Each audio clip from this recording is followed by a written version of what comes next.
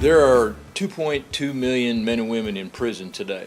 That represents 1.7 million children who have a parent who is in prison, incarcerated somewhere in the United States. That represents 1 in every 43 kids in the U.S. who have a parent in prison. 1/2 of those kids are under 10 years of age. There's been an 80% growth in children dealing with incarceration since 1991. In 1985, there was 1 child for every 125 adults who were in prison. Today, there's 1 child for every 28 adults who are in prison. More and more children are becoming vulnerable and at risk to several factors: domestic violence, poverty, emotional instability, sexual abuse, drug abuse, poor academic performance, not to mention a greater expense to society. Conventional wisdom has been that parents convicted of a crime are unfit or undeserving of support. Therefore, children have not been seen as needing any particular assistance. The Texas State Legislature has mandated the Texas Department of Corrections to work on remedies to help bring about family reunification during and after a prison sentence. In 1995, a group of concerned churchmen and citizens saw the need for intervention into the lives of these vulnerable kids and families in the crisis of incarceration. These are kids and families largely unseen and ignored by our society. These are kids and families who exist in the shadows of fear and shame and loneliness. Mercy Heart was born. Matthew chapter 9, verse 36 says, "When Jesus saw that the crowds were distressed and cast down, he had compassion for them." He had a heart of mercy for them. I think it's very beneficial for the community, everybody else that's involved in a Mercy Heart.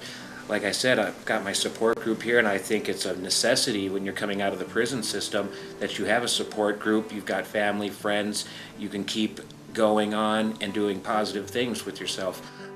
The group itself really helped me connect and realize I wasn't alone, and I could talk to other people that were going through this, and it gave my son somewhere to immediately connect to. He knew that I was going. He knew that there was a church here. He knew there was people that would connect with him because he didn't know anybody here, and he immediately felt comfortable with this group.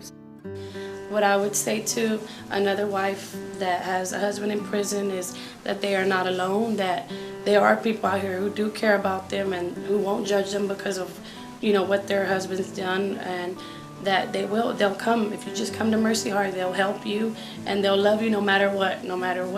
If you got money, you don't have money, whatever, they'll love you and your kids, and they'll take you in and they'll take care of you and they won't forget about you. Mercy Heart has been standing in that gap ever since, with an intervention strategy to move families and children in the crisis of incarceration towards spiritual, relational, and material transformation. Our goal at Mercy Heart is to continue to add more locations through local churches and engage communities in positive intervention strategies to save a generation of kids from further demise. There are several ways that you might be able to help with Mercy Heart. First of all, you might want to volunteer to serve as a host or a greeter, just loving on families as they come through the door. You could be a teacher of adults, teacher of kids, youth, or children. We'd be glad to have you in any of those areas. Certainly, we'd ask you to commit to pray for this ministry, or you could give financially to this work, this mission effort of our church. Mercy Heart is a good place because they know what I'm going through and they help us out so much that you won't ever want to leave. I want to thank you for considering these things. I want to just ask you, if you would, when you think of us, just to pray for us. Thank you, and God bless you.